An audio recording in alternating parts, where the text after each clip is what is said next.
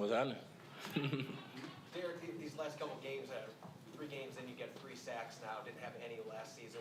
What do you feel like is really coming to life now for you in this defensive scheme to accentuate your strengths?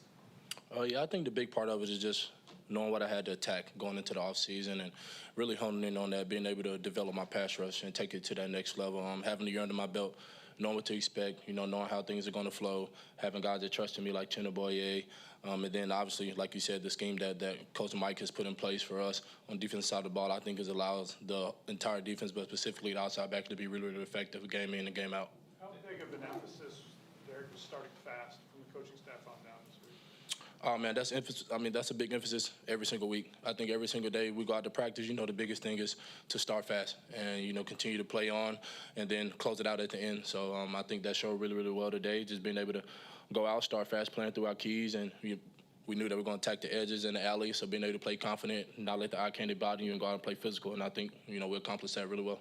Derick, you worked with boxing in the offseason to help your counter moves. Did that help? You've seen that come pay dividends in the game? Man, yeah, just trying to figure out every little caveat that I can to be able to help me react quicker. And, I think boxing was one of those really, really big things. I did a little bit of it in college, but not the way that I did this offseason, so it's definitely starting to pay off. Derick, that sack at the end of the half, I think the entire stadium kind of saw you closing in, but the quarterback didn't. How big were your eyes getting as you were kind of closing in there, and he didn't seem to kind of sense you coming there? Huge. I think initially just being blocked by the tight end, being chipped, and then the tackle coming back, blocking me too, and I turn around and I'm coasting. I'm like, he still has the ball. And then just, taking that beeline and just that extra effort to be able to go and chase him down there in the end. That's what it takes, and that's part of the Seahawks DNA that we live by every single day. Boye Mafe kind of made a big year 2 leap. Is that something you've talked about? Have you got any tips from him, kind of what he was able to do from year 1 to year 2? And it seems like you're kind of doing the same thing now yourself. Yeah, me and Boye are really close. He the one who helped me through all the rookie growing pains last year, giving me the way, with the littlest things where it comes to getting the guys food and, how to prepare, how to take care of my body. And, just being able to still lean on him a lot this year. And he talked to me a lot. We still talk about, different things, especially when it comes to the game and being able for me to see different things now and be able to translate that to him and him give me input back. I think that's the biggest thing, just being able to feed off each other. So, yeah, he's definitely helped me out a lot. What was the hardest part of your adjustment last season as a rookie? Yeah, I think the biggest thing was just really the speed of the game wasn't a big of a deal, but really understanding the game. Coming from college, I thought I was a really, really smart guy, but you don't have all the shifts and motions and different things that you have now. Just learning personnel and different guys and different things that, are put in place to be successful in those plays and picking up on those and going out every single week and trying to hone in on that. And, little tips and tendencies to go out and be successful. So I feel like that's the biggest difference. Are you noticing how they're blocking you any different with Boye Mafe having the success he's having on the other side? I don't feel like there's any difference in the blocking. I feel like there's definitely going to be something now.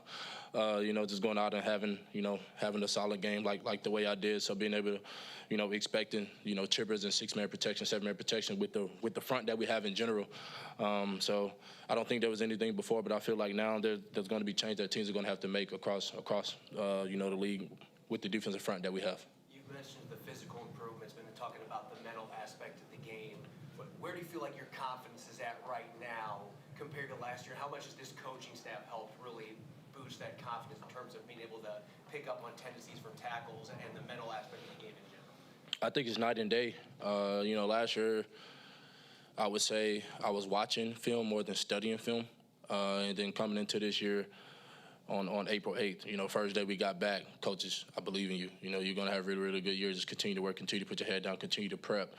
And, just having that belief and hearing that, from a new staff who knows nothing about me. They don't know me from a can of paint. I don't know them from a can of paint. And then coming out and seeing them trust me, day in and day out to go out and do my job and be successful. I think that's huge, playing in my confidence. And then, like I said, the mental side of the game, as far as studying, I think it's night and day as well.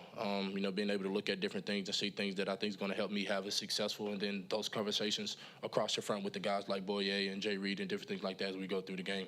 Does it change a quarterback? Does that change a lot, or you just stay with the scheme? What effect does that have? I'm sorry? Can you? Does it change a quarterback? When the team changes the quarterback. Oh, when the team changes the quarterback. Yeah. I think That's something you have to pay attention to. Obviously, we wish the best for Tua, but he wasn't able to play this week. And then you got Skylar Thompson coming in, who's been in the league and has experience of being able to try to contain him. And then you have Boyle come in and a solid guy who holds the ball a little bit more. Not as fast. So being able to pick up on those things and knowing who's at that personnel at the point in the game, I think is really, really big for us.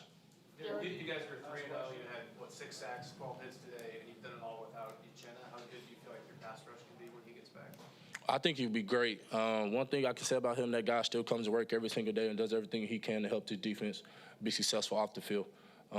Throughout practice, D. Hall, what are you seeing here? What are you seeing there? Like, how can I help you? And throughout the game today, he's coaching me. I'm talking about every single time, what you see. Well, I think you can do this. I think you could do that. And that's just across the front. I mean, that guy's a leader. He's our leader on the defense and across the defensive line. And he's somebody also that I've really, really leaned on coming into my second year and just trying to have success. And, Chin is a great guy, great leader, great teammate. And I feel like when he gets back, it's just going to take another step. Derick, thank you. Appreciate y'all. Thank you. Have a great evening.